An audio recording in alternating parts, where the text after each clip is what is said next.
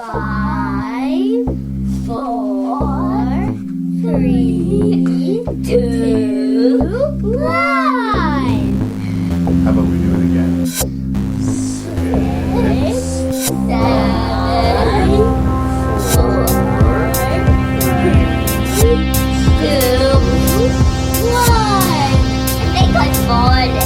Okay, let's try one more I time. definitely Ready? I can move you. Making review. Making review.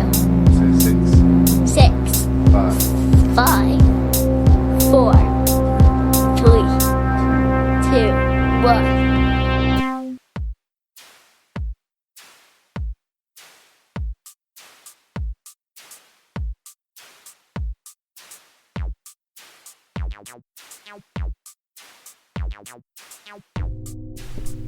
Hello and welcome to episode 147 of Rank and Review. More mad movies with long-time guest Jeremy Cook, who we haven't heard from in a while, and we're going to find out why at the introduction of this episode. And it was all news to me, and it all happened on the podcast. So if I seem like I'm being glib at the beginning of the podcast, it's because I didn't know what was coming. I was being all silly, and Jeremy was being real. But I think we have a really interesting bunch of movies, and it's obviously something that ended up being kind of personal to Jeremy, and crazy stuff. So an interesting episode of Rank and Review awaits you. As usual on Rank and Review, you're going to encounter spoilers, and you're going to encounter some coarse language. We're going to talk about 6 of the maddest movies in my collection. And if you have any feedback to give me, you can do that by writing me at ranknreview@gmail.com. That's ranknreview@gmail.com. And please check out the website at ranknreview.ca. And if you like this podcast, my guess is that you will enjoy the Terror Table podcast.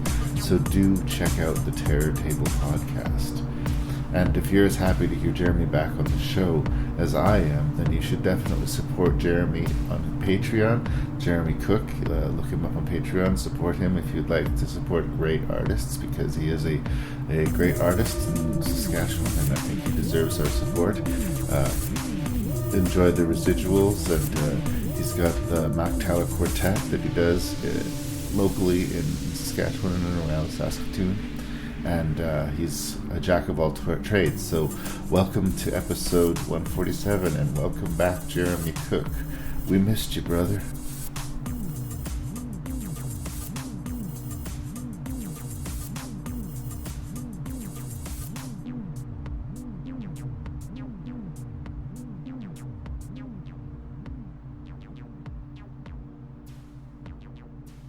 Jeremy Cook. I'm so happy just to see you. I feel like I never get to see you anymore. And it has been way too fucking long since you've been on Rank and Review. It's been over 2 years. I understand that you're a busy man. I don't mean to give you any shit, but damn it, we miss you at Rank and Review. It's good to be back. It's very good to be back. We're here to discuss some more mad movies. Mm-hmm. There's a lot of themes going on through these movies, but I would say definitely we got some monster quality going on to a lot of these movies. We have questions of fate going on in a lot of these movies, and we have ideas of family and the repercussions of family going through a lot of these. And sanity, and reality. What is reality. And a lot of Lovecraftian influenced movies here. Mm-hmm. But a lot of really, really strange movies. So why did you pick this list, and how are you doing, brother? Well, I guess I can answer both of those questions. The first question, why did I pick the list? It was basically just because I wanted to see In the Mouth of Madness again. Yeah. Yeah, I had seen it for the first time in the 2000s, and it made an impression on me, so I wanted to see it again. Yeah. And the rest just came along with it? Exactly. And as for how I've been doing, it's interesting. In a lot of ways, these movies came out in a timely fashion into my life as well, because I started making a lot of changes in my life and started crafting it in the way that I wanted it to be. Like Created your own new reality? Exactly. And, first of all, let's just maybe go through a little list of all the things that have happened in the, You keep on having more babies. Any idea what's causing it? I think sex. Oh, that's right. Sorry, that was a personal question. Yes. So there's an extra child since the last rank and review. I am now on a drug called Concerta that makes me a little less stupid and a little bit more focused. And it keeps lead in your pencil? Maybe. No.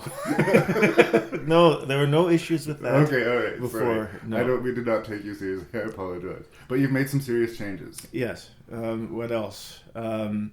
See, I switched jobs a couple times in the time that Your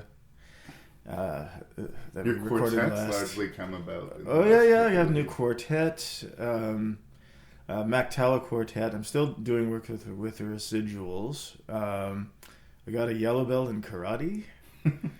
So I better watch what I say. You better. But so what I'm basically trying to say here is that there have been a lot of changes in my life, and what one of those unexpected side effects of changing my life has been is that I actually lost touch with reality a few times. Isn't that like a side effect of living in small town Saskatchewan to some extent? It could be, but I'd been living there for several years with no ill effects that way. Something about learning all about new identities and putting masks on and changing one's life, I guess, too quickly can make one filled with spiritual terror. That's all I can really say is maybe what happened. And do you think these movies exacerbated that or complemented it? Probably a little bit of both. And another timely event that happened is not too long after we recorded. I discovered, I don't know if it was the result of all these changes or if it was the result of maybe some interactions with the Concerta. Gay. No. No. You might remember a little incident happened where I guess I had a psychotic break from reality as the result of smoking pot. Because I don't, looking back on it, I think that's what it was. Right. And you were there to comfort me and keep me in touch, but it was one of the worst experiences of my life. So that's why I haven't seen you, because you were traumatized. I don't think that's it. No PTSD either, but I did try pot again afterwards, and it had a similar effect. Huh. I had only 3 lousy little tokes, and then I was listening to a conversation someone was having, and I looked up in a tree, and I was like, what's that bad idea doing up there in that tree? Uh-oh. Oh shit, it's happening again. I'm just going to go downstairs, listen to some music that I like, and relax, and yeah, so I guess, either reaction with the Concerta, or it, maybe we've just discovered that Jeremy has extreme reactions to THC that we didn't know about. Maybe I had some really potent strain there. Sometimes nature says no. Yeah. I'm one of the lucky I few. react really strangely to sleep medication sometimes. Yeah. I remember being really sick. This was years ago when NyQuil had serious shit in it. Apparently it's much more diluted now. Yeah. But I remember being told, if you're really sick, drink some NyQuil. You'll sleep for a day, but you'll wake up and feeling better. Mm-hmm. And I drank some NyQuil, and I woke up. I fell asleep right away, but I woke up like an hour later, about as fucked up as I've ever been in my life, and sick. Right. So that wasn't a good thing, And then you killed all those people. And then I killed all of those people. But that'll all be for the courts to decide. I'm just saying I can understand having strange reactions to things, because I have, personally. A lot of things that apparently knock people out just seem to just buzz me. Yeah. Keep me awake. And it's funny, actually, you look at the side effects on a lot of these like sleep aids or stuff like that, and they'll actually list as a possible side effect insomnia. Excuse me. What? I feel we've gone off topic. Yes. The movies are about madness. Yes, and and you can relate to the feelings of madness, is what you're trying to say. That's where I was going with it, yes. Wow. You got really real on the podcast. Thank you, brother. I appreciate your frank honesty. It's all about being real and vulnerable and authentic. And talking about Jason movies. And how does this all relate to Jason boys? I guess you'll have to listen to the rest of the podcast to find out. Good enough. I can't think of a more, I mean, we didn't really discuss the themes that much, but I think it's a solid introduction. I'm going with it. Okay. Is there anything you'd like to say before I list off these 6 movies and we start this podcast? No, list them off. All right. We're going to talk about John Carpenter's In the Mouth of Madness. I will argue that this is kind of the good movie he made in the 90s. Ouch. We're going to talk about Stuart Gordon's Castle Freak. We're going to talk about Splice from Canadian filmmaker Vincenzo Natali. We're going to talk about the Dunwich Horror, who I don't know who directed it off the top of my head. Roger Corman. He didn't direct it, he produced it. Oh, okay. Daniel Haller, if we must. The ever important and memorable Jason Goes to Hell, which we just screened previous to this recording. That's directed by Adam Marcus, for those who care. And we're going to finish with Don Coscarelli's, John Dies at the End. You and I reviewed one of his early films, Phantasm, once upon a time. Yes, that's right. Let's do this. Let's do it. This one will drive you absolutely mad. The riots began because the stores could not meet the demands of Sutter Kane's novel, In the Mouth of Madness. Kane disappeared 2 months ago without a trace. He's the guy that writes horror books. You can forget about Stephen King. Kane outsells them all. I need to know if he's alive or dead, and I need that book. It's a setup. I just have to work out how it's set up. Kane's writing has been known to have an effect on his readers. See this? It's a map. This whole thing has been staged. You just get out. This is not reality. It's all happening for real, Trent. All right, I might have misspoken. I think that Memoirs of an Invisible Man, which he also made in the 90s, was a decent film. But for me personally, the 90s was not a great time for John Carpenter. If Vampires is to... Vampires, Village of the Damned, and Ghosts of Mars all happened in the 90s. But In the Mouth of Madness and in Memoirs of an Invisible Man also happened in the 90s, and I like those ones. And even the rough chapters of Carpenter's career, I do have some weird faint affection for. As much as I don't think Ghosts of Mars is a good movie, I don't think anybody but John Carpenter could have made that movie. It's still somehow distinctly a John Carpenter catastrophe. There's something really rough-hewn about every John Carpenter movie, don't you think? Well, he's unobtrusive as a director. I think he's standard shot. Did we get it? Yeah. He doesn't, very rarely do I see him doing flashy things with the camera. He'll put the camera where he thinks will best tell the story, and he doesn't move it a lot. But that kind of efficiency is, good for me. If it gets too stylized, sometimes you kind of lose the style or you lose the story to the style, pardon me. No, the performances I find can be kind of iffy in John Carpenter movies too. I don't know if if you need to have the right actor in order to make it seem good, but I've seen lots of wooden... I think it's trickier to play in this world than you would think. To do a movie like They Live or Big Trouble in Little China and play something so overtly ridiculous and big and yet still keep the world real and straight enough that the stakes can kind of matter while you're watching the movie, it's tricky. It's tricky. Anyway, we're both big fans of John Carpenter. I think that's a fair statement. I wouldn't say I'm a big fan. Well, I'm a big fan of John Carpenter. Carpenter. I've seen quite a few movies of his that I enjoy quite a bit. Nice. And In the Mouth of Madness is one of them. Yeah. Well, it's not something that he wrote, but it's one of his for real horror movies. There's kind of like the goofier John Carpenter, where he's kind of like making a piece of entertainment. Like I would think, Big Trouble in Little China is just like trying to dazzle you and keep you having fun the whole time. And then there's the darker numbers, like The Thing or Prince of Darkness, where the tone becomes much more serious. In The Mouth of Madness deals with an author named Sutter Kane, who seems to be an amalgam of Stephen King and H.P. Lovecraft. Yes. Who's the most popular writer in the world, and who has vanished on the eve of his new book coming out. And Sam Neill plays John Trent, who is a private investigator hired by the publishing company to locate their prized author and figure out what's going on. Why is he acting so strange? And initially he dismisses the whole thing as a publicity stunt, but the deeper he digs, the weirder things become. Yes. There is an inherent madness to the movie. It is a very strange movie, and it is a movie of its time. I don't think you would be able to avoid noticing that this was a film made in the early 90s.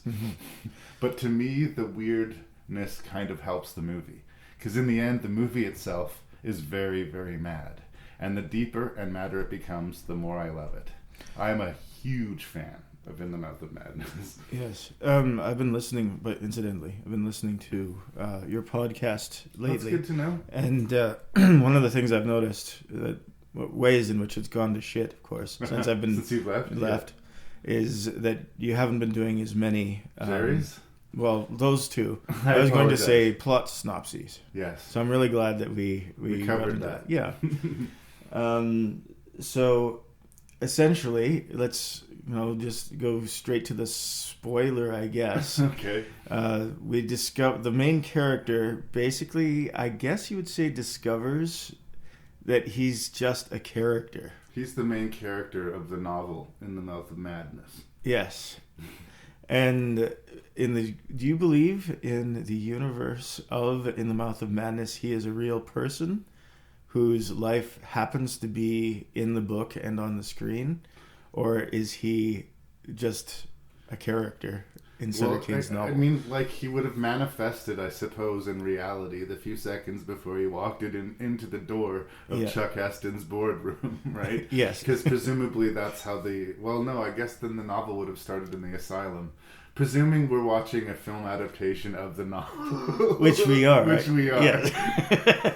The opening scene is Sam Neill in the mental institution and the story about the balls business, right? Mm-hmm. So it does start in a really crazy manic point, and then it sort of resets where everything is sane, and the movie slowly loses its mind as it progresses. Yes. But yeah, he is basically the linchpin that's going to undo the universe. Such is the story of the novel, but such is the reality that he is experiencing. Yes. And it's a tough concept to sell, and I think it's sold really well. Especially, like, this is the same popcorn crowd that would go and see Vampires and Ghosts of Mars and enjoy them unironically, right? Mm-hmm. I haven't seen at least Lovecraftian ideas this well expressed in a Hollywood movie. And I'm a bit out of date on my Lovecraft movies as well, but as far as I can tell, this might be the most successful Lovecraftian semi-adaptation, just in its spirit, that I've seen so far. It's a hurtful thing to say to Dagon, but okay. Well, okay, Dagon was much more truer to the source material, but it wasn't as good a movie. Yes. And I think that they're trying to have their cake and eat it too. Like I say, there's the Lovecraft old ones, but there's very much the Stephen King aesthetic of the small town with the kids and the dog and the Maine-ish setting, even though this was obviously not shot in Maine. Yes, yes. Fun fact, the paperboy in this movie, little kid on the bike, mm-hmm. Hayden Christensen. Really? Fun Neat. fact. Well, just thought I'd throw that out there for the kids at home. He really melted into the role, unlike another role that I can think of. So you mentioned that it is a movie of its time and place, and I think that one of the good things about that is that in this particular time and place, we have some excellent practical effects and creature effects as well. and showing them when it's important and not showing them when we need to have our imagination fill in the important bits.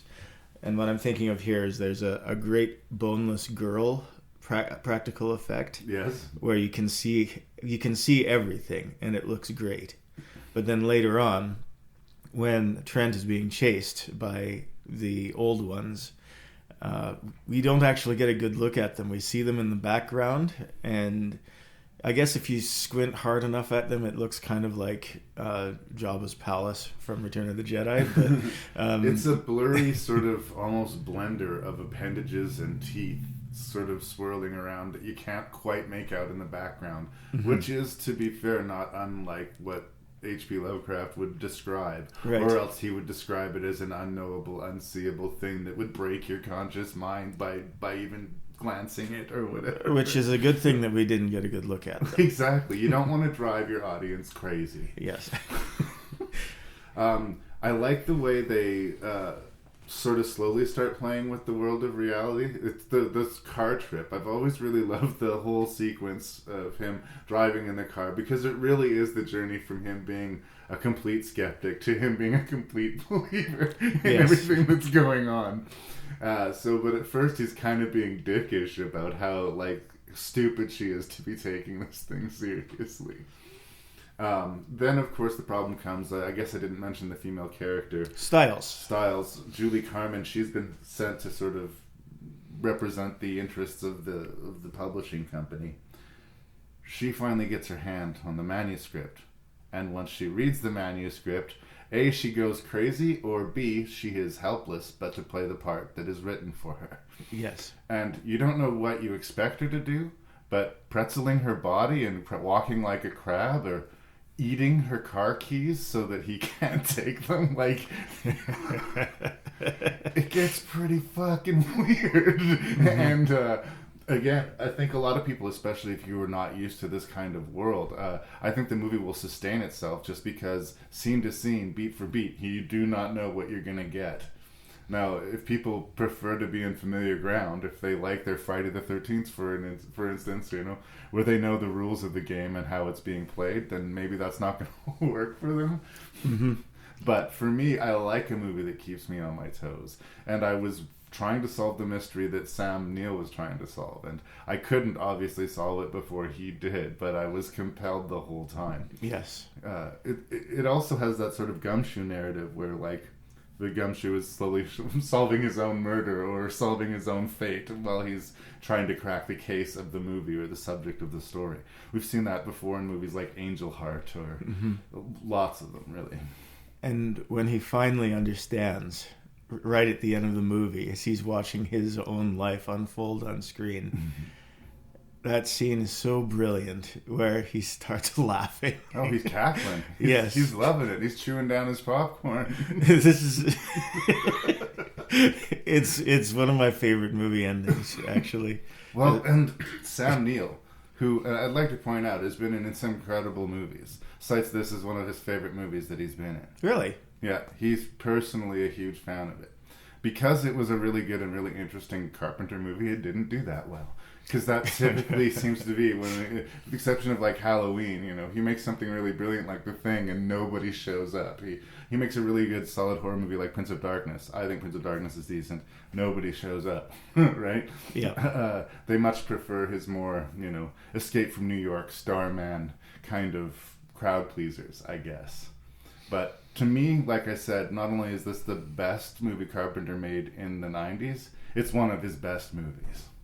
Yeah, I would say so. And it's creepy. It's scary. It takes you places that you're never going to expect.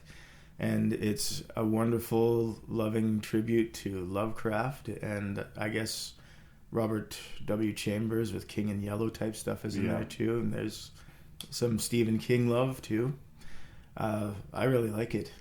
If you haven't seen it, and it's sad to me that I'm old enough, that I'm of an age that there could be people listening to this who are like, In the Mouth of Madness? What's that? But if somehow you're one of those people, watch In the Mouth of Madness, damn it. Now you know. Now you know. Stuart Gordon, the director of Fortress, The Pit and the Pendulum, and Reanimator, takes you into the dungeons of Castle d'Orsino.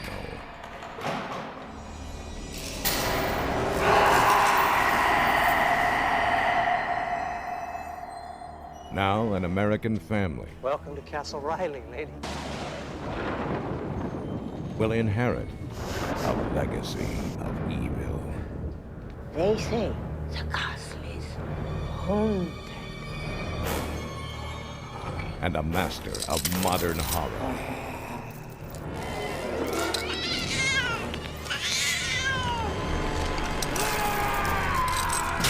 will unleash his most terrifying creation. Stuart Gordon's Castle Freak. There's somebody else here! There's somebody in the castle! So I'm a Stuart Gordon fan. I think that there's certain things that people who can appreciate Stuart Gordon kind of can take on the chin or are willing to accept. Stuart Gordon likes to do whatever he wants to do when he makes a movie. He doesn't want anyone to say, you can't show that, we can't, that's too gratuitous. He's not about that. So in order to make the movie that he wants to make, he has to make it incredibly cheaply. He like almost to a micro-budget stage. And at this point in the mid-90s, a lot of them were being shot in European countries with a lot of actors who didn't even necessarily speak the language, and they would just be redubbed in afterwards, which gives some of his movies, including this one, an almost giallo-type feel. They almost feel like an old Argento movie or something like that. Spaghetti horror. Yeah, but they're not. But there's something other about them. So this movie, Castle Freak, which is very loosely based off of The Outsider by H.P. Lovecraft, so according to the screenplay author, brings the regulars from his crew of Jeffrey Combs and Barbara Crampton to play a married couple, very unhappy, and they're bringing their blind daughter to this 12th century castle they've inherited in Italy. Yes, before you go on, Sorry. I should tell your audience that it is Castle Freak. It's not Castle Freak.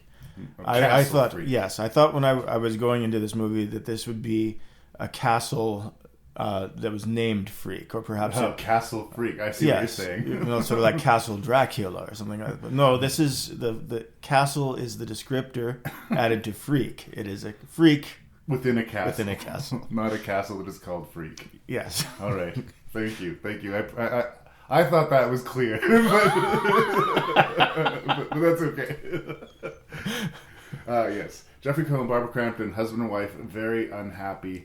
They bring their daughter to this castle they've inherited in Italy, and their daughter is blind, and she starts complaining that there's some weird shenanigans going on in the castle. But the parents are so obsessed with their own, wounds and their own bullshit that they're not. Well, is it bullshit though? Because no, it's not bullshit at all. Barbara Crampton has a really good case. I think actually one of the problems of the movie is how irredeemable Jeffrey Combs is as a character. Well, his bullshit is basically the reason why his daughter is blind is because he blinded her in a car accident. Drinking and driving and killed their son. And their son died, yeah. So obviously there is strain on the marriage, and I know that he's disappointed that he doesn't have a sex life anymore, but boo fucking who? And he's an alcoholic, and he consistently makes bad decisions until basically the end of this movie. Yeah. Right. On the other hand, he discovers he's now a duke. Yes, and he has a brother. Yes. Although the fact that he has a brother reveals itself throughout the course of the movie. We allow spoilers. I don't know. Yes. Anyway, that's the basic structure of it. It is very cheap, and it's more seriously toned than Stuart Gordon typically tends to go for. He tends to be a little bit bigger and a little bit more out there. And I think it could be accused of A, maybe taking too much of its time, and B, yes, being rough around the edges because of its budget. Mm-hmm. All that said, I like it more than I don't. I'm not going to say that it doesn't have problems, but there's something about Castle Freak. There is something about Castle Freak, and you're right. Stuart Gordon makes the movie that he wants to, or tries to get as close to it. And you can always be guaranteed, watching a Stuart Gordon flick, that you're going to see something you haven't seen before. Yeah. And in this case, it's some brutal things. Have you seen in another movie, for instance, Larry, a crotch shot of a horrible person who's been castrated? I have not. Yeah. Poor old Stumpy. Yeah. Have you then seen this wretched individual then proceed to bite into a woman's breast and chew on her because he doesn't know any better? I hadn't seen that until I watched this movie, and yet by your description you would think, oh, why would I watch such a horrible, terrible thing? Well, to be fair, the movie is pretty upfront about its castle freakness. I mean, yes. it is in the title. Yes. And sex and violence are always a part of the horror genre. What I would say is that I'm not sure how Lovecraft this feels to me. Well, yeah, and you know what? I think that this does not resemble The Outsider from what I in any real way. Yeah. But that's okay. That's okay. You can say influenced by or inspired by. I mean, he has done some straight Lovecraft adaptations. Reanimator, he did the Masters of Horror in the Witch House, or Dreams in the Witch House. Dreams of the Witch House was a nice, that was a very good adaptation. And as you know, I'm a huge defender of Dagon. Lame CGI or not, I'm a huge defender of Dagon. Yes. So, one of the things I really enjoy about this movie is that it leaves a lot to the imagination. And, well, first of all, the castle freak himself is a very pitiable creature. And it still does evil things. There's that Frankenstein thing. It still manages to be a monster, but this is a horrible thing that happened to something. It's a freak now, but it started as a person. Yes, and that's part of the brilliance of the show. There's this whole story that we don't know about. We know that the castle freak had a mom. Yeah. That daily, right before he was fed, beat him. And we know that she horribly disfigured his face with something. We know she castrated him for some reason. We know that she broke his leg for some reason. And we know that the freak's dad and our main character's dad. What's our main character's name? Sorry, Jeffrey Combs is playing a character whose name is John Riley. Yes. So we know that John Riley's dad at one point was married to this woman and went to America and took John with him. Yes. And we can presume from what happened to the castle freak that might have had something to do with it? That his dad might have said, "Oh my God, I think I've married the worst person in the world. I have to get the fuck out of here." Yeah. And I agree. And I like that this horrible story is hiding in the background of the main events of the picture. Yeah. This family thinks it's got problems. This family thinks it's fucked up. But no. Castle freak, by contrast, you guys have had some bumps in the road. His car went off the fucking cliff. Yes. Right? I also thought maybe they were playing with this thing where, because it's his brother. There's another thing when we talk about the Dunwich horror with twin brothers, right? He had all the opportunity in the world, and his brother was tortured and beaten in a room for his entire life. Mm-hmm. And yet Jeffrey Combs is still kind of a monster in his own way, isn't he? In a lot of ways, though, it's just alcoholism, right? I know behaviors drive alcoholism, but at some point alcohol takes over. Yeah. Well, speaking of someone who works in a drunk tank, one of the phrases that I had the least sympathy for was, "But I was drunk." Yes. But when you get drunk, you do terrible things. Even if you don't remember it, when you get drunk, you do terrible things, right? And somehow the fact that they don't remember it, or the fact that they wouldn't have done it if they weren't drunk, somehow absolves them. Never has worked for me, not in reality or fiction. So imagine then that you're the type of person that can't help but drink. Yeah. And you're so filled with shame about the things that you do when you're drunk, and that feeds in to that personal shame that makes you drink. Yeah, I can see that, but I'd like to think that I wouldn't deal with it by bringing a prostitute to my home. Like, I have never get done a that fucking while I hotel was room drunk. at the least. At the very least, if you must do that, like, don't bring her home. What are you doing? It was a very big house. Yes, a very big. It's a castle. Yes, like, the castle freak can run around in it for days and they don't notice. It's it. big enough to hide a freak. There's enough room there to bring a prostitute back. Well, I want to show this movie to my kids just so I can let them know that there might be a freak in their house. Yeah. the evil Bart crawling around in the attic. Well, sometimes you can't help but have thoughts like that when you're a kid. I remember a house in Melford I was in was divided up into suites, and in the basement we had access to the basement, but there was just this blocked off door. And as a kid, the blocked off door gains some imaginative properties. Yes, bad things, only bad things. Yes. Come from behind it. I like Castle Freak, but here's the thing: like, it's one of those ones that I have a hard time recommending to people because I think the audience for it is kind of specific. I wouldn't recommend Castle Freak to too many people. And yet I still kind of like it, but it's a very specific thing that they're riding here. Yeah. Yeah, it'd be fun to maybe watch with Beckman if he's never seen it and watch him cringe. Squirm. Yes. And again, Stuart Gordon is so good for that. I mean, he won't make a movie that you won't remember. There'll be at least a couple of scenes that you were like, holy shit, did they ever go there? Right? Yes. It's also interesting, Barbara Crampton, who plays the much beleaguered wife, he's used her in a lot of his films, but usually she's very highly sexualized and required to be naked on an altar or, some context of that.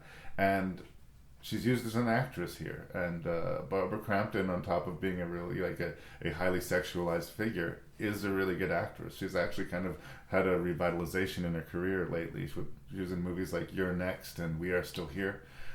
She's showing up as a character actor in some horror movies, and she's got the goods, and she doesn't have to take her clothes off to prove that. So. Well, good for her. And, we saw other nudity. It wasn't that he skimped on it. Yes. You're generally going to see nudity in a Stuart Gordon movie. You're generally just going to see stuff that will make you shocked. I remember I reviewed this movie Stuck that he did, and one of the early scenes in that movie, we see an adult diaper changed, fully on screen, right?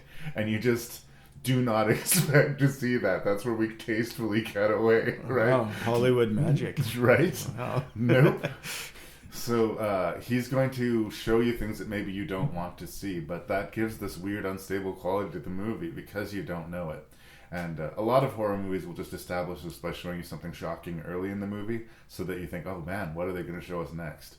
Stuart Gordon doesn't have to do that. You just know, because it's Stuart Gordon, we're going to step over the line and we're going to do a little dance. And if that sounds like something you can get behind, then for sure try out Castle Freak. If you're a more casual viewer, I think a lot of people will find it slowly paced and cheaply made and, shocking for the sake of shocking. And I think it's better than that, but I'm sympathetic to that perception. Now, as far as the madness of the movie, there's a meta angle to this movie that seems kind of maddening to me as well. And that it's a movie that almost seems caught out of time. Because when I was watching it, I was thinking it was a movie that was made in the 80s. Because Jeffrey Combs looks so young in it. No, I think it's 90s. Yeah. It is. Yeah. And so I was shocked to discover that it came out in 1995. And I was like, how does Jeffrey Combs look so young in this movie and then look so old 1 year later when he's in The Frighteners? Yeah. And how, this experience obviously was hard on him. Yeah. The prostitute looks like she's from the 80s. Yeah. And so many, the music sounds like it's from the 80s. The film quality looks 80s, yet it's from 1995. Yeah.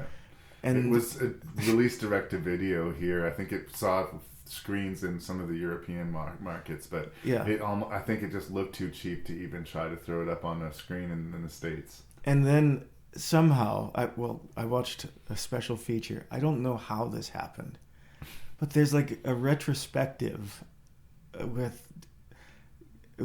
Captain Kirk, William Shatner. Bill Shatner, the Shat himself. Interviewing Jeffrey Combs and Barbara Crampton and Stuart Gordon. I don't know when this was done. I'm assuming sometime in the 2000s.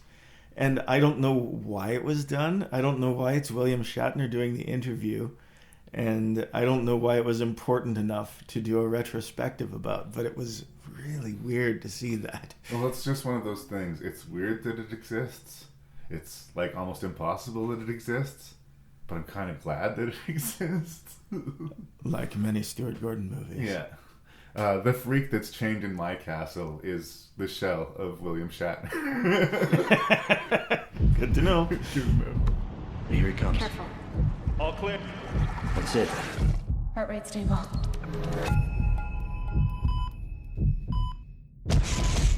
If we don't use human DNA now, someone else will.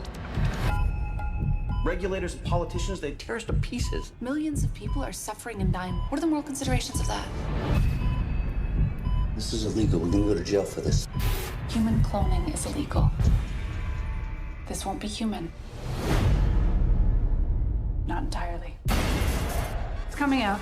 It's not due for months. It's slippery.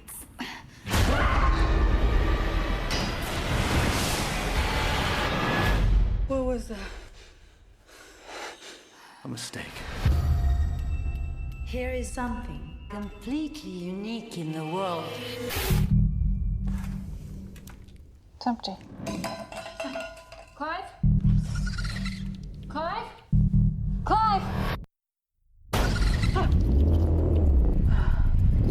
Elsa, get out! It's dangerous!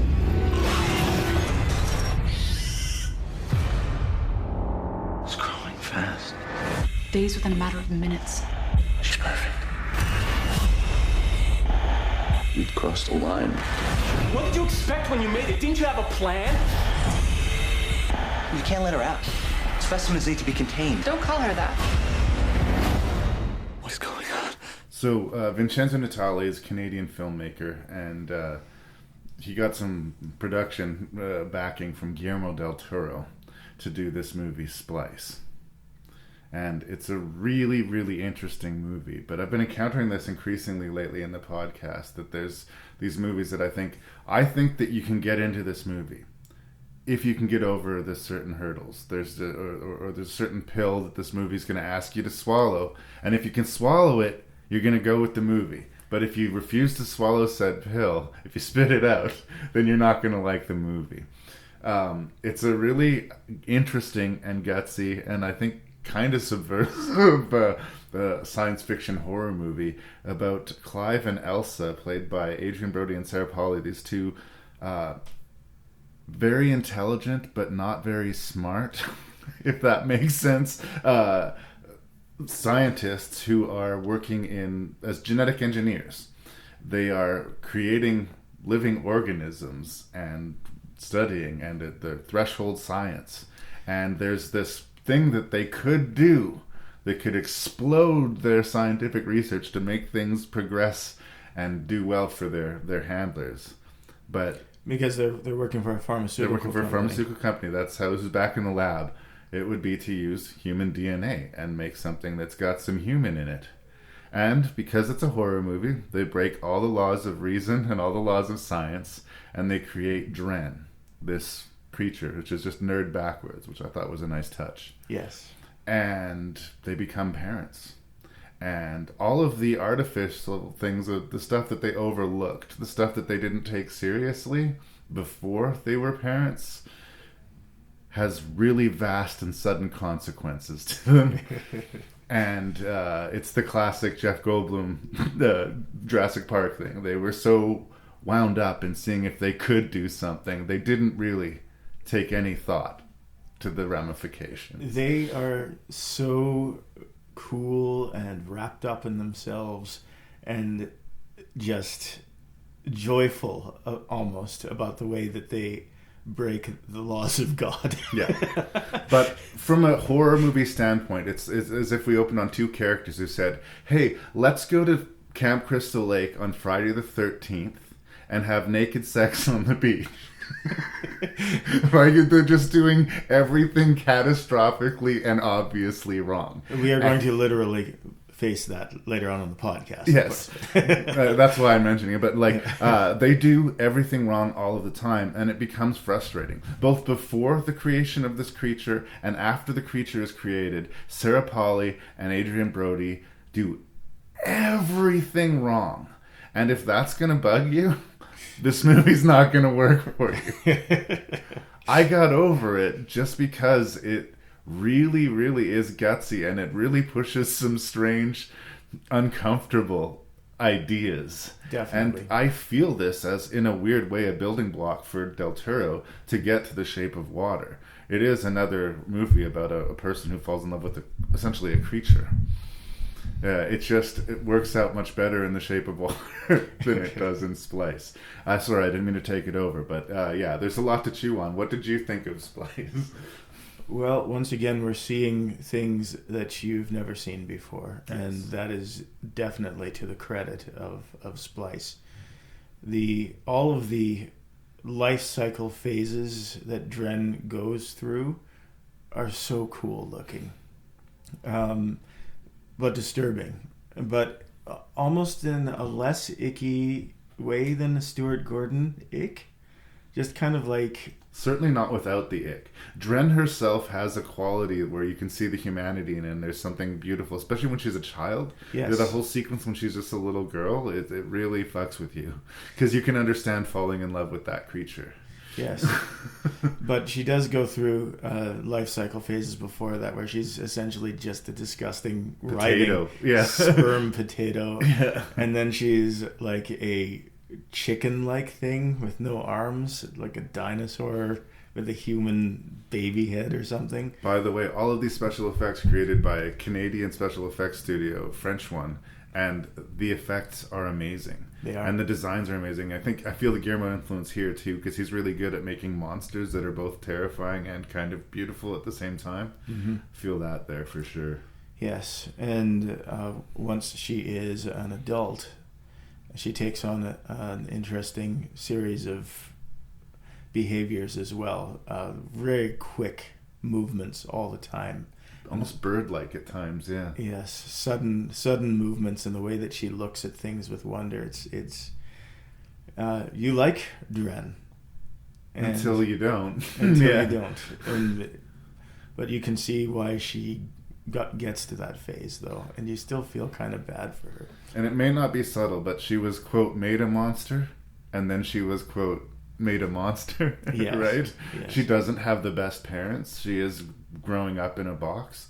I think it's a quietly influential movie. You don't hear a lot of people talking about Splice, but I think without Splice, you don't get to the movies like Ex Machina and Morgan, and stuff like that, where they have these science experiments in a box and we're talking to them, or either be it AI or a created life form.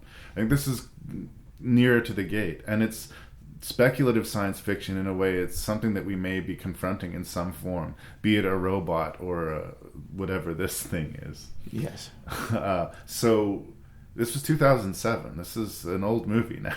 And the effects still look pretty good. And it's still on point. Like, nothing has aged poorly about this movie. Yep.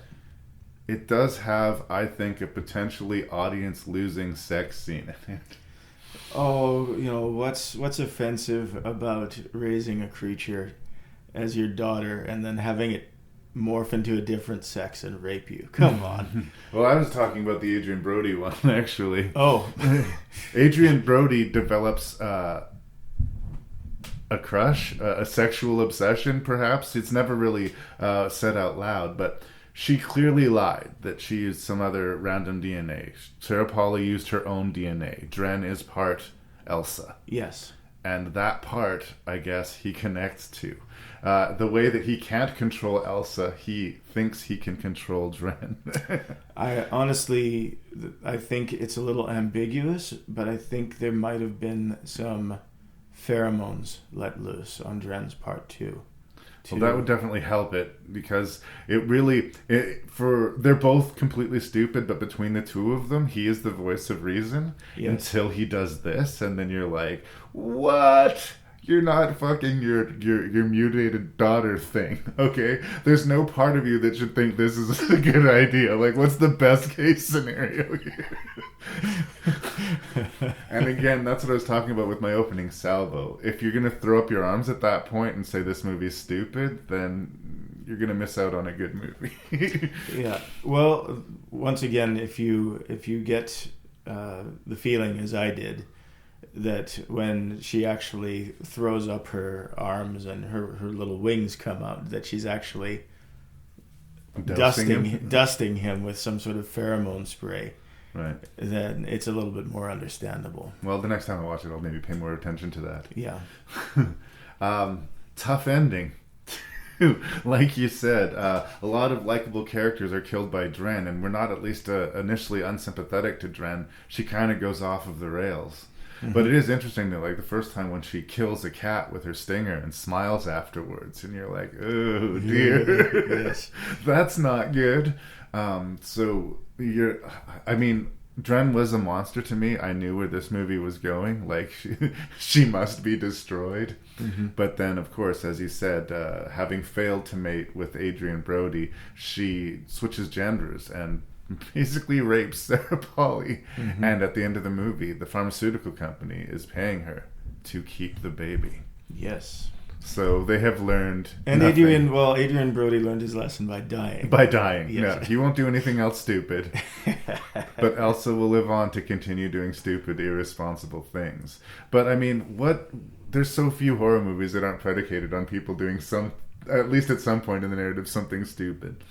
But I understand. I've heard people talk about this movie saying, for some super intelligent scientists, everybody in that movie is fucking stupid. And I see what you're saying, but I do think there is a line. I think you can be incredibly intelligent when it comes to your chosen field, but still be fundamentally a stupid person when it comes to your, like, decision making. Well, the thing is that you can say that they're stupid, but the thing is they're not. And what I got from watching them throughout the movie was an overwhelming sense of how proud they were. Yeah. And especially Elsa thought she was just invincible, and that whatever she did was going to work out. And it's not really even a matter of stupidity if you're blinded by how awesome you think you are. And they thought they were really awesome, both of them. And there's a lot of collateral damage to the left and right that Elsa never really has to own. Mm-hmm. It's another one of those movies. I remember the Coen Brothers movie Burn After Reading. At the end, the character who wins in that movie is not the character who should win in that movie. Elsa, I guess, wins if you consider, giving birth to a monster a win. But maybe she'll be a good mom this time. But from everything we know about the character and everything we've seen with her behavior towards Dren, I don't think so.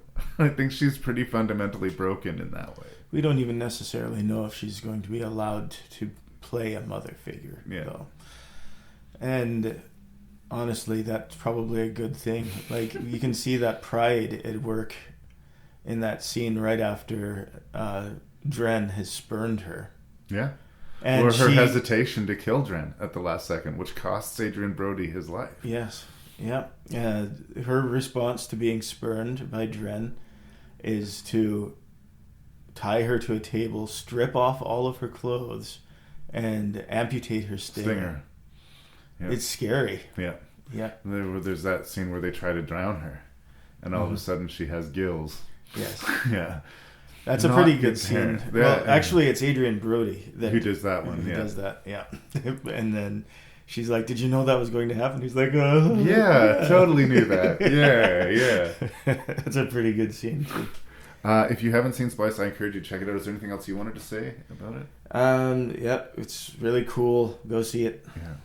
Yeah. Canadian made. Makes me proud. Woo! And a boy dedicated to the mysteries of the past. He invokes the unspeakable. Yeah. Satha. She invites it.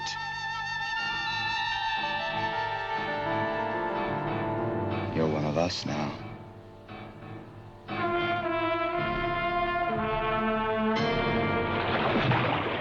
It's a depthless paradise of terror where fear eternal lives.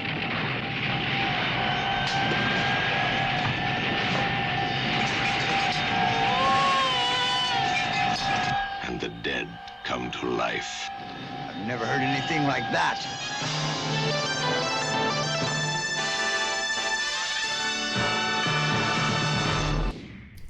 So this episode's called Mad Movies, or Mad Movies Again, because I think all of these movies are a little bit mad.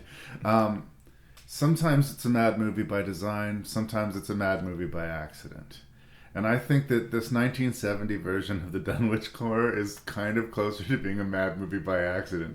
I mean, obviously it has the subject matter of madness and the H.P. Lovecraft sort of backdrop to it. But there is something... This is an almost 50-year-old movie at this point, which makes me think Dean Stockwell must be eternal. But he looks very little in this movie. He's very young in the movie, but there's something about this. It's 1970, but it still feels very 60s. And there's a lot of these experimental lenses where they're shooting through like nylon or through cloudy water. This very specific aesthetic. Strange choices, like where traditionally we would expect to hear string instruments. They're using a lot of wind instruments to score the movie. And this whole idea of centering the movie around Dean Stockwell as Wilbur Whatley, who is supposed to be this very seductive character. And the dude looks fucking ridiculous. He looks ridiculous to me. Like, I do not understand him as, like, a romantic lead. I don't think he's a bad actor. But there's something so artificial about the movie is that I kind of watched the whole movie with this kind of attitude. It was like I was watching my kid perform his first play, and he was doing the best that he could do. But at the end of the day, the production had some serious flaws, right? I would say so, yeah. Do they, in a very bare-bone ways, tell a Lovecraftian-ish story? Yes. Is it good? No. Did I enjoy watching it? Yes, but to a degree. Like, it kind of wears you out. But I found the aesthetic of the movie kind of hilarious, and that seems really dismissive and shitty to say, but it's no more or less true. It's just how I felt. I was laughing at the movie, and the movie didn't want me to. So it's not good, but it's certainly more interesting than a lot of bad movies I've reviewed for this show. Yes. So our story, Wilbur, such as it is, Wilbur Whatley. Do you have the IMDb up? What's our main heroine's name? Nancy Wagner, played by Sandra Dee. Okay, so Nancy Wagner, after a school party, meets this mysterious Wilbur Whatley character who has a hypnotic effect on her. It's true. He does have powers. Yes, and she's so entranced with him, kind of afraid of him. He takes her to his mansion in the backwoods of Massachusetts. I assume that's where it is still. They go to the Miskatonic University. Oh, okay. And they spend a lot of time hanging out together. Mm-hmm. A lot of time hanging out together.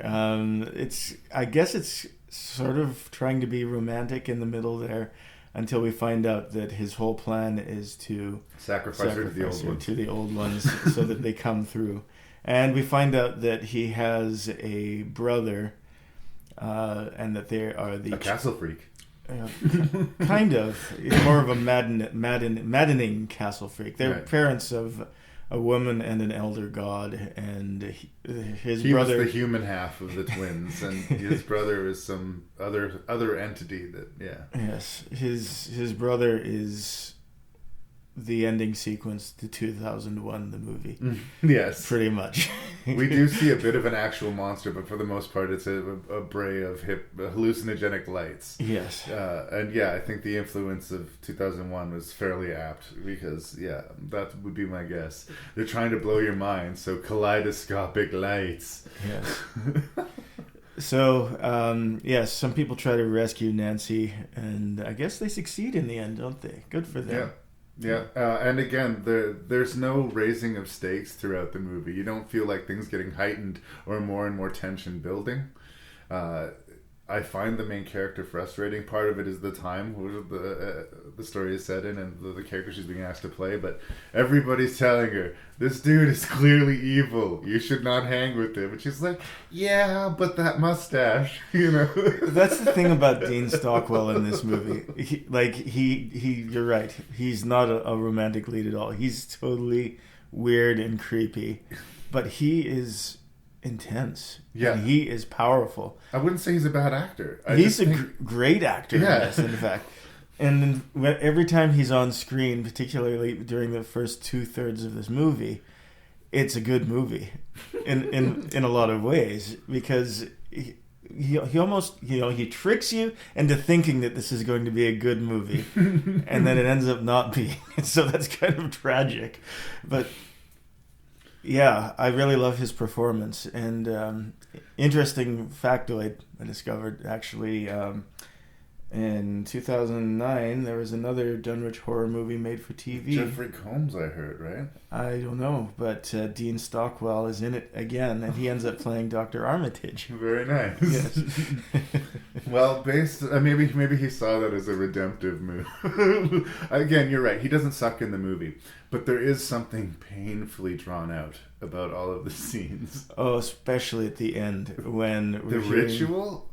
The ritual's so bad. It goes on and on. And he keeps walking around and around Nancy going, chanting his Cthulhu Vatagan, and then he starts going like, Kyo, Kyo.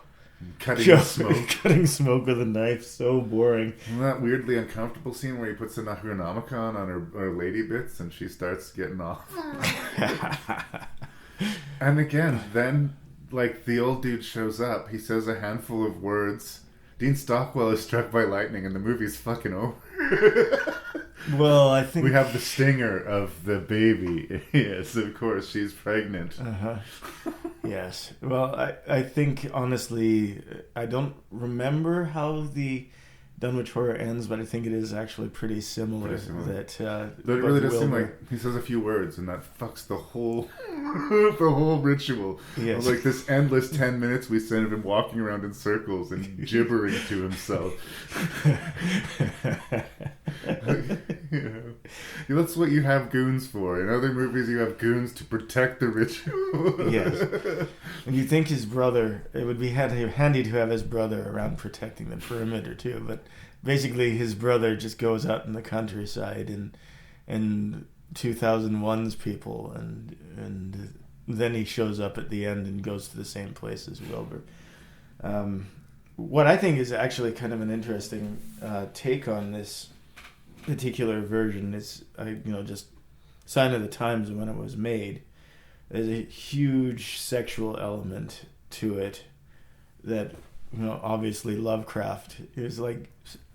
It's like it's almost as though the guy is castrated. Yeah. Sex never comes up, and in this movie, so much sex in it. And you look at the visions of the old ones, and it's basically just a bunch of naked hippies running around. And that's the thing I was talking about, that 60s influence. Yeah, I guess in that time period, naked hippies were a thing, and people were actually afraid of them. Yeah. So, well, and it is 1970, but that sort of trippy, cool, groovy, man, we're all part of this hipster subculture thing, had a really negative ripple in a lot of popular movies. Yes. They would feel a need to pander to the hippies, and the movie would suffer for it. But I just still, I would find it hilarious when they would do these close-ups on Dean Stockwell and just let us just drink him in like he was Brad Pitt without a shirt or something, right? The 70s really did have a different criteria for sexy. Yes, it's true. Now, did you get the impression that his brother was invisible or not invisible? That was kind of confusing to me. Well, was the glimpse we got of that beast at the end supposedly the old ones, or was that the physical manifestation of his brother, do you think? I don't know. I didn't care enough, I guess, to really care to know to answer that question. But again, there's something, it almost feels like this movie could have been made today, as a movie to make fun of movies that were made in like 1970 or 1969. The way The Last Skeleton of Cadavra was making fun of cheapo 1960 nothing movies. Like, you could almost believe that somebody today made this movie just to take the piss out of these little like B movies. Yes. I do like it because it's an early movie that tackles Lovecraft. I don't know why Hollywood seems so Lovecraft resistant. I mean, I guess I do know why, but like... it's unfilmable, basically. I've yet to find... Unfilmable. He was a racist. It always has to deal with men. It almost always has a bummer ending. It's a tough sell in Hollywood, but there's an audience for it, clearly. So, people who are desperate to get some Lovecraft, I mean, this is a Lovecraft adaptation. Mm-hmm. It's not going to thrill or scare you, but it might make you laugh by accident. Oh, definitely. Particularly if you've seen Blair Witch 2: Book of Shadows, because the flashbacks that to the great old ones seem really, really similar to the Blair Witch flashbacks. Dean Stockwell, like I say, he's great whenever he's on screen. Maybe not sexy. I don't know if they were even going for that, but he entertained me for the first 2/3 of the movie, and then the last third was just unspeakably dull. Right when it's supposed to be getting interesting, they just totally drop the reins and say, you know what, fuck it. We need to fill some time, boys. Let's have him walk around Nancy a few more times going, kyo, kyo. Well, here's a question for you. Maybe to close things out. Like, this was made 6 years before I was born. Yeah. Do you think this movie was good in 1970? Is it just like, is it because it's old that it's not good, or is it just flatly not good? Like, are we just too separated from it to take it seriously, or is it just flawed? I've seen movies from 1970 that were considered good, and they're still good. They still hold up. It's true. Like, I guess from that time period, Easy Rider might be the exception. Like, I hate Easy That's Rider. a great example, though, because at the time, that movie's amazing. You watch it today, not so much. The Graduate, super important when it came out. I like The Graduate. But again, I don't think, to me, it doesn't feel as relevant today. It doesn't seem like it as an important of a movie. There was a time period in Hollywood where people were mystified by the success of Easy Rider. Right. And they were throwing money at projects. Perhaps maybe this was even one of them that tried to capture that. It'll appeal to the kids. Yeah, exactly. Try to understand what the kids loved so much about Easy Rider. So maybe this was an attempt at that. No, a failed one. Yeah. That's just speculation, though. Don't take it. I don't mean to imply that every movie made in before a certain date is just too old to be enjoyed. Obviously, there are classic movies. But I'm saying that it was so current. It was so, like, now when it was made that it's kind of garish to watch now. There's some 80s movies that still you can watch today, and it's like, that's still a great movie. The Thing is still a great movie, right? Mm. Night of the Comet is so...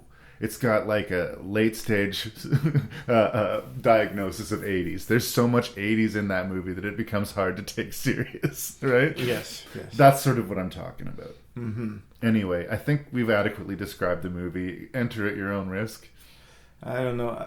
I think if you put an Easy Rider loving hippie into Dunwich horror in 1970, he'd be down. The last third would guaranteed put them to sleep.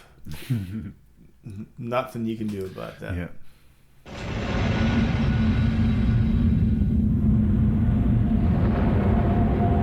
Horror has many faces. Death wears many different masks. But pure evil wears only one. And this is your final chance to see it.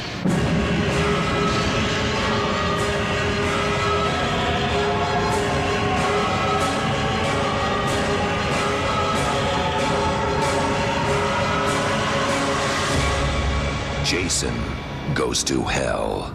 The Final Friday.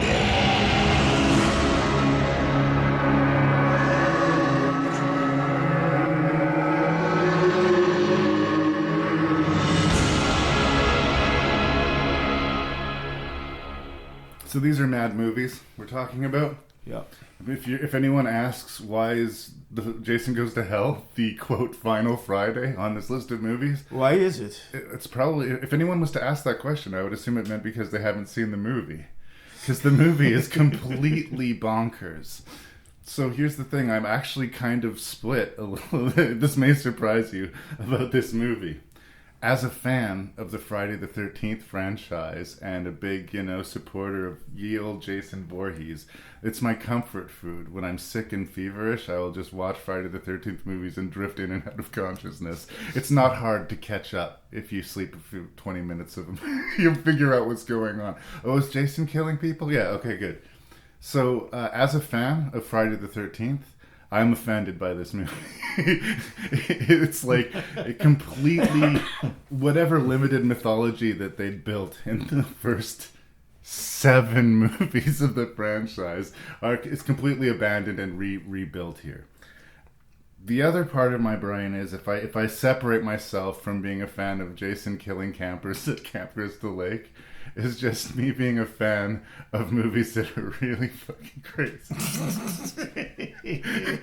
And this movie is really fucking crazy.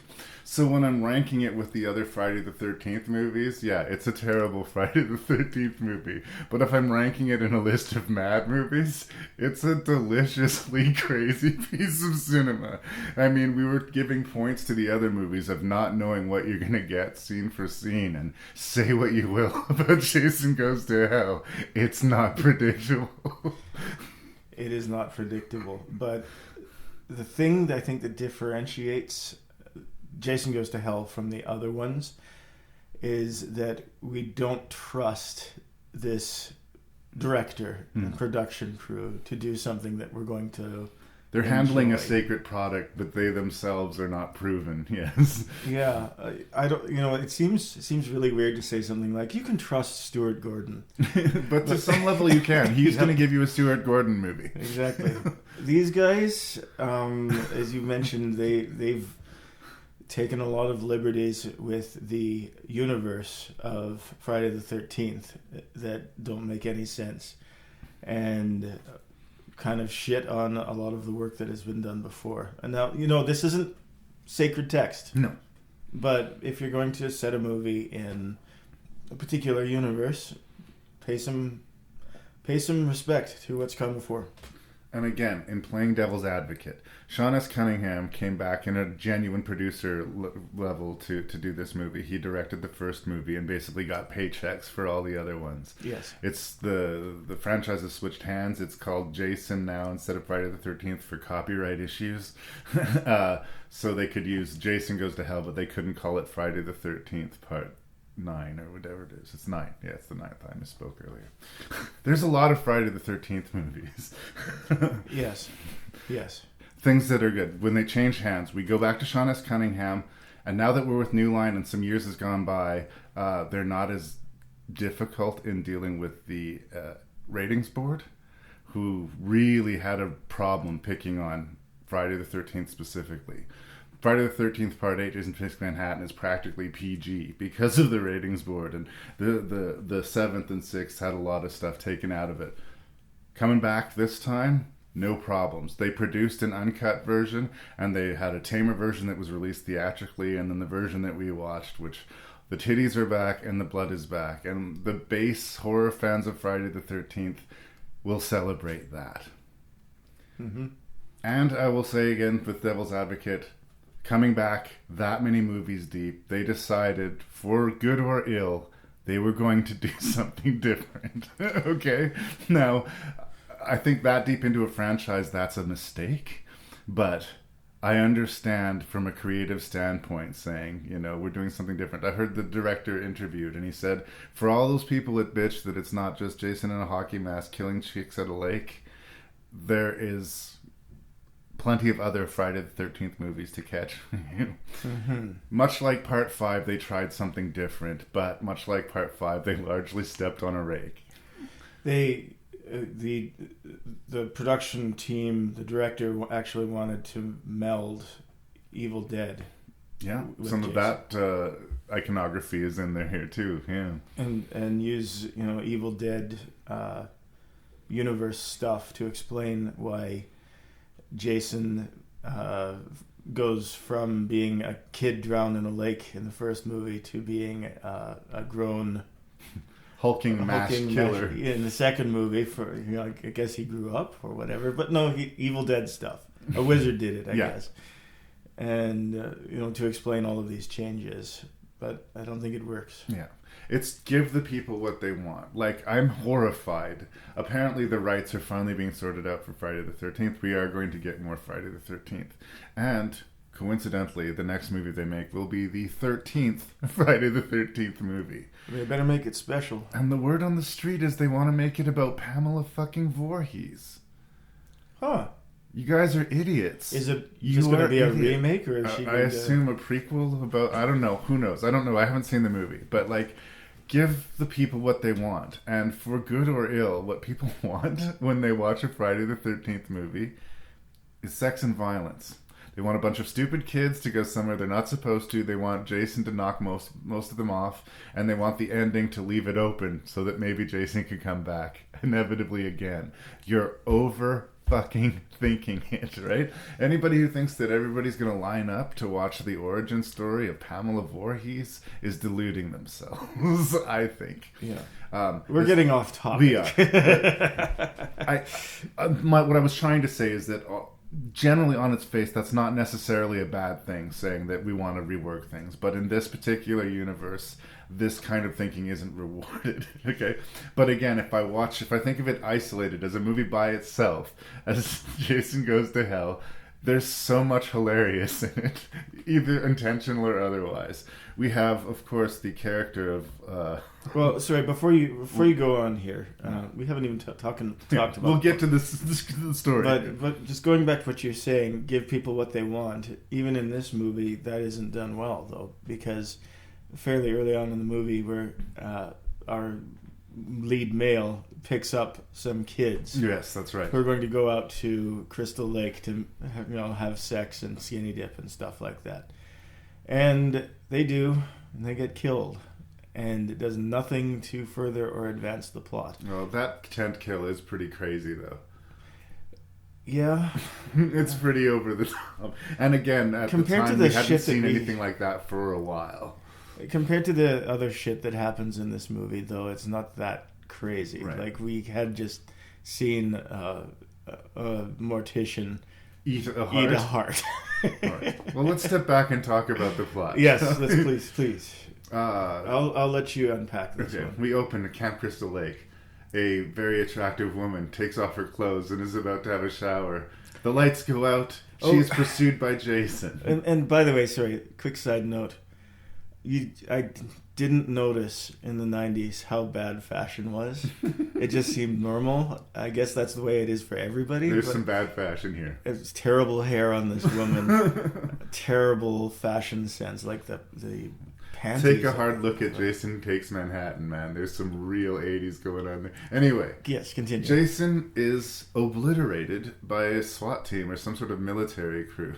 They riddle him with bullets and then literally explode him. And all hardcore Jason fans in the theater went, the fuck just happened? The pieces of Jason are scooped up and taken to be processed, and a mortician, while conducting the autopsy, just can't resist how delicious that Jason heart looks. Everybody's with us, right? The mortician eats Jason hearts and then becomes Jason, like you do, like has been established in none other of the Friday the 13th. So he uses up these bodies quickly, but if he can get himself inside the body of another Voorhees, he's back to being this indestructible killer, complete again with hockey mask. It doesn't matter. Don't think about it. On top of all of that lunacy, we have Creighton Duke, played by Stephen Williams, this mysterious figure with a cowboy hat who knows everything and whose behavior from scene to scene makes no sense There's real free flow to his continuity here. What his motivations are change from scene to scene. His being friendly or not friendly changes from scene to scene. He's like playing a different character from scene to scene. Some scenes he'll help you kill Jason, and other scenes he'll break your fingers for no reason. And it's insane, but it does add to the movie. Like, the movie would be less awesome without that character that makes no sense. And I love how he says to Jason at one point, "You remember me, don't you?" Why would we assume that? Like, he hasn't showed up in any of the previous movies. That's again some story that was not told. Yes. Yes. That did not reference anything that happened in any previous Friday the 13th. Do you think there was a previous script for Jason Goes Maybe to Hell? there was another monologue that he gave that got cut, how he fought Jason. Well, who cares? It does seem like part of the story is missing in this movie. Yeah. And again, a lot of the stuff makes so clearly doesn't make sense that you'd think, well, how did you not catch that? Like, I talked about when Creighton steals the baby so that he can talk to her alone. He didn't need to kidnap her baby to talk to her alone. He could literally have said, "Come with me for a second." Like, there's just... And why did he need to talk to her alone? Well, because anybody else could be Jason. It doesn't make sense. It doesn't make sense. Okay. Again, but here's the thing. The guy who sat down to write this Friday the 13th movie, this 9th Friday the 13th movie, I think he might have consciously said, well, let's do things backwards. Okay? We're not going to have barely any teens in the movie. Most of the people in this movie are going to be in their 30s. Most of this movie is going to happen during the day. It's going to deal with demons and mysticism instead of being a proper slasher movie. It's like they did an anti-Friday the 13th movie and then called it a Friday the 13th movie to fuck with the fan base. But I enjoy myself while I'm watching the movie. Like, again, it's sort of like, well, it's different than a Dunwich horror in that I enjoyed myself in the way I was just like, it was missing the mark so completely that it was kind of like adorable. This movie is mad, it doesn't make any sense, and it's disrespectful to its source material, and I can't take my eyes off it. Yes. Fairly decent practical effects. For the time, for sure. And seeing some things in practical effects that you've never seen before as well. And somewhat memorable characters, and characters not just making bad decisions. In all of the other Friday the 13th movies, people would either take in the plot points at face value or run towards the danger, right? Yeah. When he says, Jason is jumping bodies and I have to save you and our child, she kicks him the fuck out of the car because that's what a sane person would do. Right? So, again, it's almost the anti-Friday the 13th movie. I hate it as a Friday the 13th movie. I kind of love it as a mad movie. Huh. I have nothing more to add to that. Okay. I am not that well versed in Friday the 13th mythology. Right. It's never really been my favorite series of movies, but it does piss me off that it gives a big old fuck you to the universe and to the mythology itself. It has no respect for anything that came before, and it's not recognized by anything that comes after it. It is the redheaded stepchild of the Friday the 13th series. And this is a series that has Jason Takes Manhattan and Jason in Space. Okay. Jason in Space makes more sense in terms of the universe. I have a guilty pleasure response with that movie too, but again, I like these movies for their stupidity sometimes. This is not a good movie, but it's, I guess, in some ways, a good bad movie to me. Yeah, I don't think, and once again, weird things you've never seen before. Have you ever seen a character killed by having his head shoved in a deep fryer? No, that was new. Good kill. Yeah, good kill. Good kill, Jason. Solving the following riddle will reveal the awful secret behind the universe, assuming you do not go utterly mad in the attempt. If you already happen to know the awful secret behind the universe, feel free to fast forward ahead. David Wong? David Wong? Did you doze off there?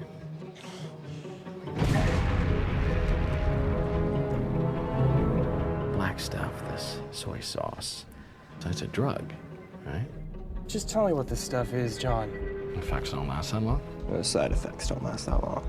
The effects will last the rest of my life, I think. Why don't you tell me about your friend John? I mean, that stuff, Dave.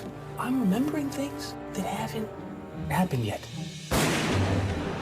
You got to be really brave to ask yourself the scary questions. Your friend is the only known survivor. The rest are dead. But he's not looking too healthy right about now. It'd be opening doors to other worlds, man. What's the weirdest thing you've ever seen, Arnie? So leave the police station right now during all the commotion. There's another guy in here with me. It's another cop. No, there's not. Check the mirror. How does somebody get into this? There's dead guys and drugs. It's kind of a long story, but now we can see things. Things are in motion, Mr. Wong. Nothing you're seeing is real. I suppose you are wondering where you are. You're having like a bad trip or whatever they call it. But there is no magic.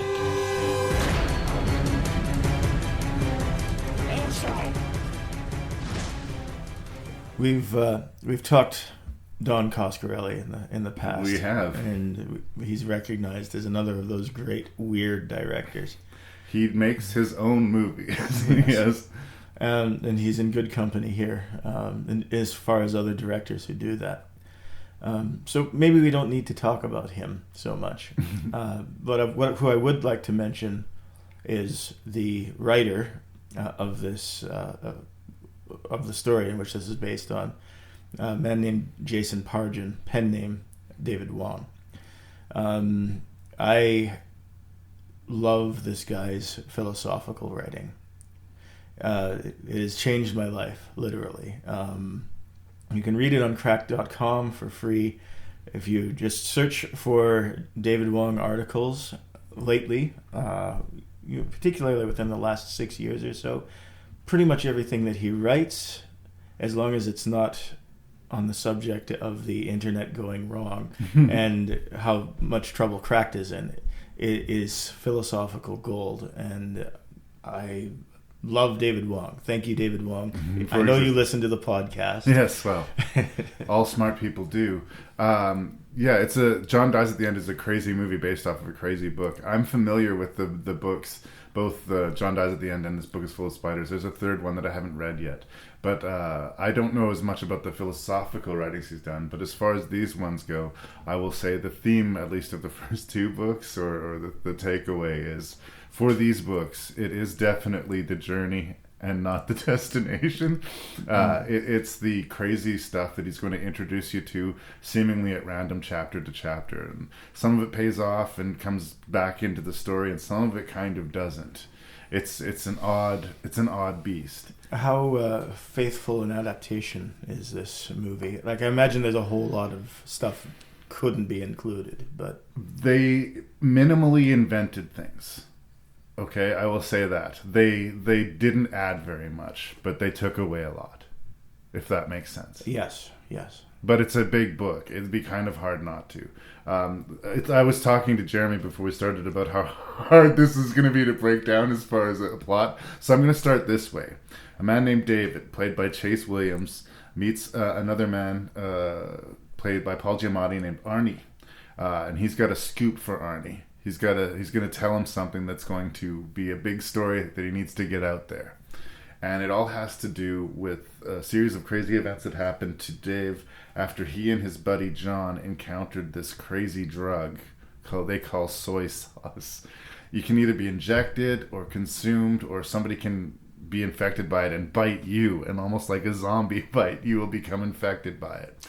Can it be absorbed through your skin? Oh, yeah. And it also is its own conscious, sentient thing. When John is first dosed, it actually takes the form of a fly and flies to him and absorbs into him. Mm-hmm. But once you've taken the stuff, it's sort of like you're changed forever. And you are granted, not only does it fuck you up, but it also sort of grants you access to other dimensions and folds time, and it has all sorts of crazy metaphysical supernatural side effects. And he's got this crazy bill of goods, this convoluted story that involves, time travel, meat monsters, the origin of an axe, all sorts of these crazy things. And slowly over the course of the conversation, Paul Giamatti is convinced and there's still more shoes to drop. So basically, that's what I'm going to call the plot of the movie. Is we keep going back to this diner, and Chase is telling us this crazy story of all the fucked up stuff that's happened to him since he encountered the sauce. And you really just got to take everything on the chin. Much like other movies we talked about in this episode as well, you don't know what's around every corner, but it's not accidental. It's very much by design. There's all sorts of questions one could ask, and I can understand people just thinking that it was nonsense. But there's joy in the oddness of the movie. Definitely. And my first spoiler is, John doesn't die at the end. Yes. So the movie's not making fun of you. It's not pissing in your face. But it rejects structure almost in the same way David Lynch does. But it cares about entertaining you in a way that David Lynch seems to not. If you go into this movie, I would advise not trying to predict what's going to happen next. You're not ahead of this movie. No. It already knows what you're thinking, and it doesn't care. Yes. And that, I think, is the most authentic thing. Like, I think if you read the book, you would... It's easier to say once you've read the book. But, I mean, it doesn't express everything that's in the book, but it expresses the vibe of the book. Okay. Yes. You feel me? I feel you. Yes. And yeah, there's we got Clancy Brown in this. Yeah, a celebrity exorcist, like yes. You do. He's it's wonderful to see him playing a good guy for once. Mm-hmm. Angus Scrimm is in it. Good to see him again. A regular of Coscarelli, of course, from the Phantasm series. Yes. And the two male leads are quite entertaining as well. Chase Williamson and Rob Mays. I was going to actually ask what you thought of that, because a lot of people think that that's the problem with the movie, is that the two leads are kind of flat. Everything else around them is completely crazy, but they're kind of almost blank surfaces. I think that's a little bit unkind. I think that that's almost the job that's being asked of them. Like, the whole point of the movie, when we get to the end of the movie and they're greeted like saviors to this parallel universe, and they shrug it off because they want to watch TV or whatever, right? Like, they don't give a fuck. And I think that's maybe what people are seeing in the, quote, flat performances, is that they've been living in the world of the sauce for so long that they've failed to be impressed by it. We haven't been living in the world of the sauce for very long at all, so it fucks our shit up. Yes. Well, I would say that I experienced a little bit of not caring about their characters, but they were always entertaining when they were on the screen. It's just, I guess their adventure seemed so ludicrous, and you could never really predict what was going to happen. John dies in the middle. Yes. Right? And he dies, and so we're not really... But he's, obviously he comes back later. Yeah. And well, after he dies, he gives his buddy a phone call. Yeah. Asks him if he's died yet. So obviously there's issues with them not being in any sort of peril, because if they can die, well, so what? Time is losing its meaning and its reality. Yes. But it's horrifying the way it bleeds over into our other characters. And this is the great thing about the Paul Giamatti character. Because first, the big revelation to him is that there's this other world that exists that you can access through SPLICE. And when he hears the story and he actually sees the SPLICE, and it's actually... Sauce. Pardon me. The SPLICE is all Dune. I apologize. When he sees the sauce and the effects it has, and he actually gets a glimpse of a creature, he loses his mind. He's like... super energized by this, because he's going to be able to tell this story to the world.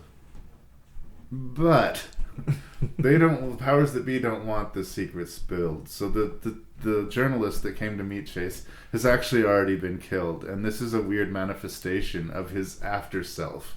And when he realizes that he has been killed, he disappears from existence.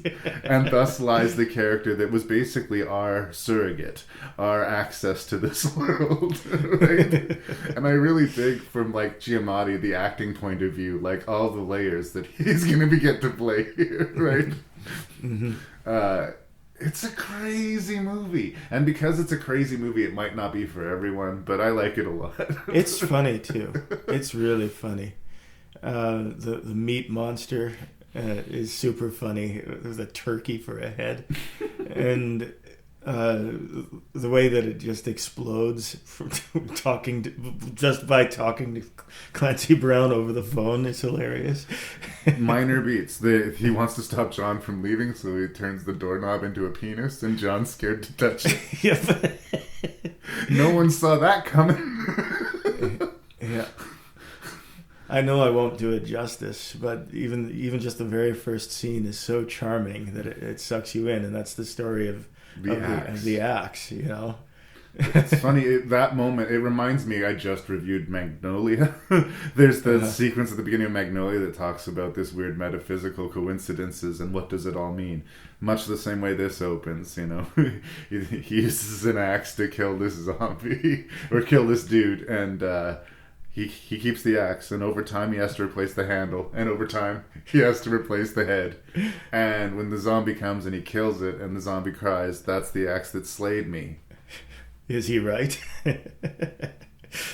And again, the movie doesn't really attempt to answer that, and it doesn't really set up the rest of the movie. It's just a really fucked up, interesting idea, and that's what the book is crammed with, page to page. In the way that, like, Catch-22, the novel tried to put some bit of hypocrisy or circular logic in almost every page, this film is just filled with weird, lonely ideas that seem isolated and almost outside of the plot, right? But are by themselves super cool. Yeah, definitely. This is something to see. There are, of course, budgetary issues. There's some CGI that looks pretty CGI. I will concede that, but there are some things that clunk a little bit. A little bit of wooden acting, but honestly, if you are a horror connoisseur, this sort of thing is not going to bother you. Or if you value originality. Oh, definitely. The originality of this movie overshadows everything else that is negative about it. Honestly, like, from an A and B and C level, I'm not even sure it completely clicks together in a way of, like, making sense. But I still get behind it. In a way, like, maybe I'm a hypocrite for talking shit about David Lynch all this time, because I always complain when he does it. But this movie stays fun and entertaining. It's not obtuse, you know? It just wants to weird you out, and it wants to invite you into the world. And I can imagine someone who hadn't read the books watching this movie saying, I should probably read that book. And you know what? You're right. Good enough? Yeah.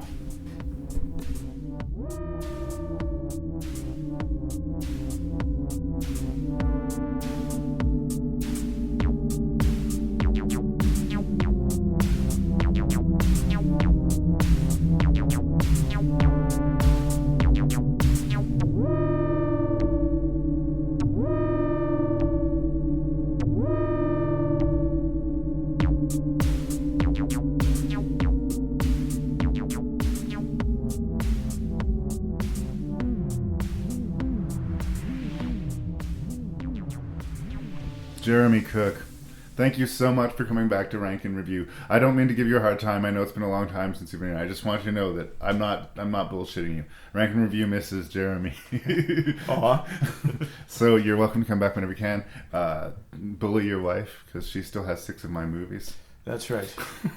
Psycho killer movies, right? Yeah, I think so. She was having problems with them. They were scaring her too much. She said she didn't want to watch Hellraiser 2. Well, she's got to do it. She picked the list, man. I didn't make her choose that list. She chose that list. There's no going back once you've chosen the list. No. You either do the podcast or you kill yourself. I guess there's just no way out. Anyway, so we've talked about these 6 clearly mad motion pictures. What was your least favorite of these 6 mad movies, and why? Okay. So this is a tough list, because the goodness comes in so many different ways at you, and so does the badness. And it's so difficult to extract the brilliance from low budget movies and weigh it against each other. But this is the best that I've done, or I can do. So here we go. At number 6, Jason Goes to Hell. And the reason why is just because it left me feeling cold and I didn't feel anything for the characters. You were laughing at it a little. I was in the room. You were laughing at that movie. I was laughing at it. But I don't necessarily trust that that laughter was intentionally given to me. Number 5, I'm going to put Dunwich Horror. I put Dunwich Horror above Jason Goes to Hell just because I really enjoyed Dean Stockwell's performance, even though the last third of the movie is so interminable. At 4, I'm going to put Castle Freak, because while it is in many ways an unpleasant movie to watch, there's still something there that's quite enjoyable. Unpleasant, but not easy to shake. Yes. Number 3, I'm going to put John Dies at the End. It's a great movie full of great imagination, but there's just some clunkiness to it, I think, that holds it back from really being insanely good. My top 2, very difficult. I'm going to put Splice at number 2, recognizing that it's probably a better made movie than In the Mouth of Madness, but I do have a special spot in my heart for Lovecraft mythos, and this is honestly the movie that I've seen it done best in so far, even if it's not an original Lovecraft story. Yeah. It is Lovecraftian mythos done extremely well. So the top 2, number 2, Splice, number 1, In the Mouth of Madness. Oof. Well, again, we didn't match. We were pretty close. At first, I thought we were only going to miss in one place. But I'm actually, in a way, happy that we missed in 2, because I would hate for it to have been the Dunwich Horror that fucking spoiled the film for it. Yeah, look, I put the Dunwich Horror in last place. Mm-hmm. I enjoyed it because I was kind of laughing at it, and that's not a good endorsement, you know? But I would say if you would enjoy laughing at it, then maybe give it a try. But again, it's very dated, but I appreciate that they took a swing at Lovecraft, and like that was the draw to me with the movie. It's a Lovecraft adaptation that I hadn't seen. That was why I wanted to watch the movie. I've watched it. I've crossed it off the list. I will now go about forgetting that it exists. So it's in the bottom.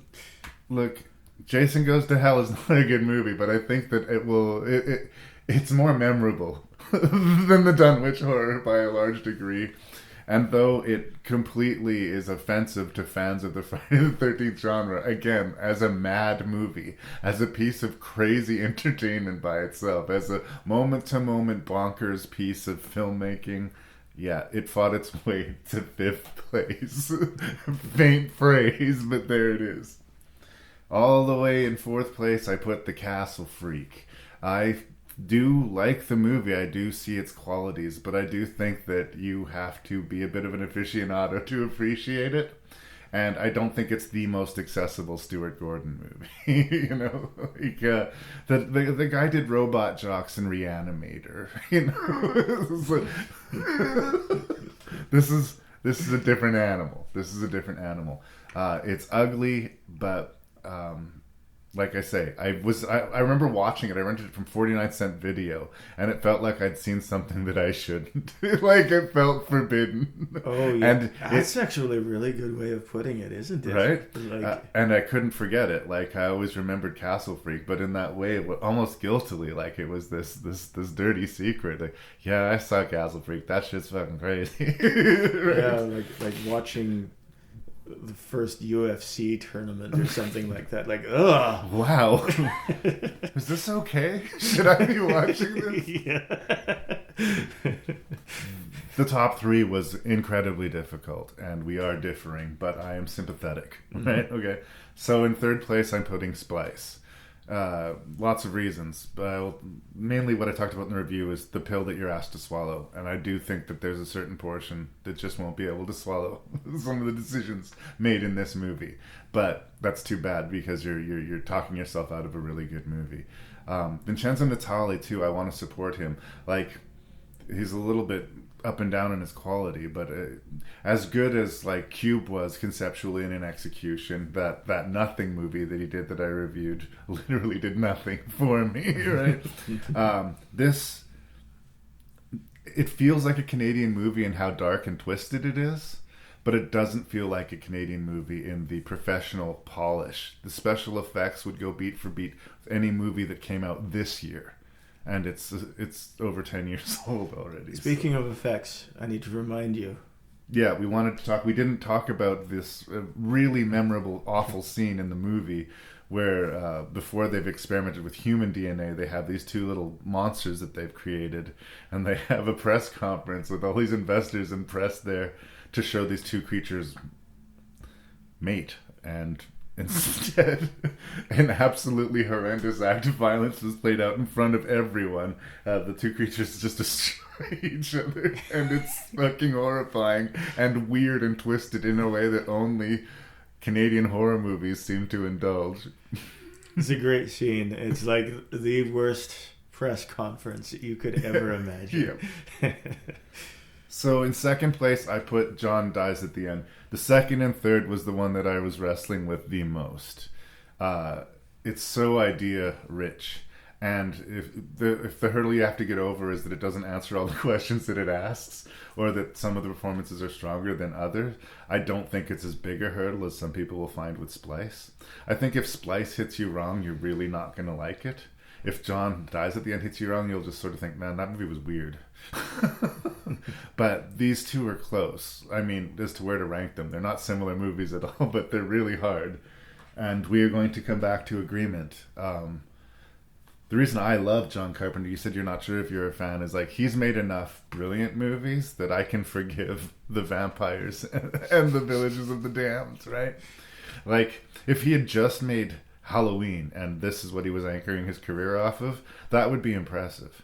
But he made Halloween, he made Assault on Precinct 13, he made The Thing, he made Starman, he made Big Trouble in Little China. You know, like, the list of great movies go on. And in that list of great movies, this one ranks high for me. The only flaw that I feel to see it is like the aesthetic of the 90s-ness of the movie, I guess. The John Carpenter score has that sort of cheesy guitar background to it, and there's something that sort of screams, this is an early 90s movie. Beyond that, I have no complaints, like, at all. Mm-hmm. So number one. Yeah. I can't really even argue with that list. It was very close. It was very close. I so much appreciate you being here. I apologize that we've pretty much done away with the Jerry's on the show. I've been having this issue with running time. Like, for the longest time, I was like, I shouldn't make the podcast more than 2 hours. I'm wasting people's lives, right? Yeah. So I was trying to get more disciplined with that. And now, like, well, the podcasts are what they need to be to an extent. If it gets too crazy, it gets too crazy. But if doing the 6 reviews in the ranks takes me more than 2 hours, then throwing the Jerry's on at the end, right? I was thinking, like, maybe it'll make it a thing for, like, I don't know, supporters of Rank and Review. We could have, like, we could do our own personal Jerry's for each individual episode, but you only get access to it if you give us a quarter. That's okay. I haven't heard Jerry's in a couple of years now. They're dead. You have to let them go. We just have them. Yeah. It was a nice idea. I like the idea of giving best kill or most what the fuck moment, but I don't like the idea of all of my podcasts being 3 to 5 hours long. I understand. I want you to consider this, though. Yes. I observed that the most recent time that Joe Rogan had Alex Jones on his show, it's a 6-hour episode. Mm-hmm. And if he can get away with it, you can too. Now, keep in mind, I do not want to listen to that episode. I don't want to listen to Alex Jones. My respect for Joe Rogan's dropped just for him platforming the dude, frankly. Yeah. Like, if there was a quarrel between those two, I guess Crazy Man won, because Joe Rogan just gave him a huge fucking megaphone to scream on.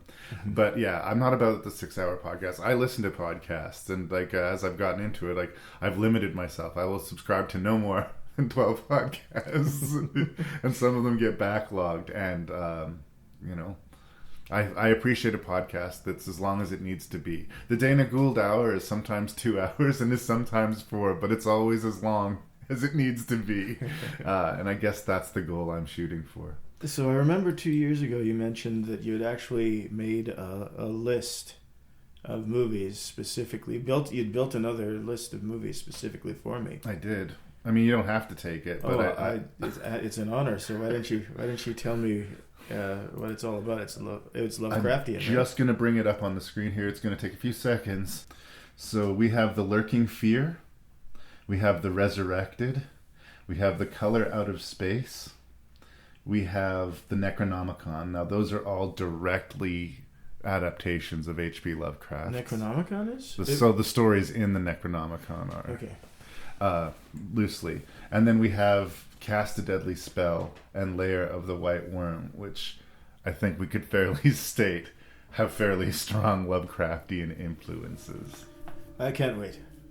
To be continued, kids.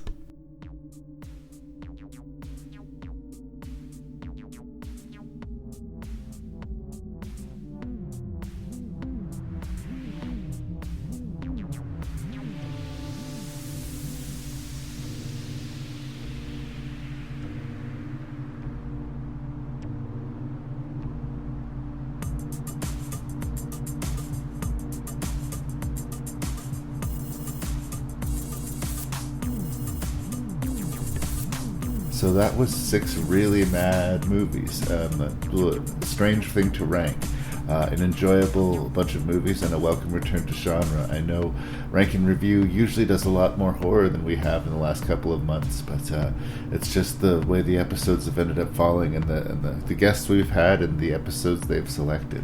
So I hope you're happy with that, and if you have feedback to give me, of course, as always, you can send that to ranknreview@gmail.com. That's ranknreview@gmail.com. Thank you so much for listening. If you looking for something else to listen to now that this podcast is behind you, maybe try out the Terror Table. It's another local podcast, and they're really, really good. Thank you so much for listening to Rank and Review. I hope you continue to do so, and please tell a friend about the show. It really helps.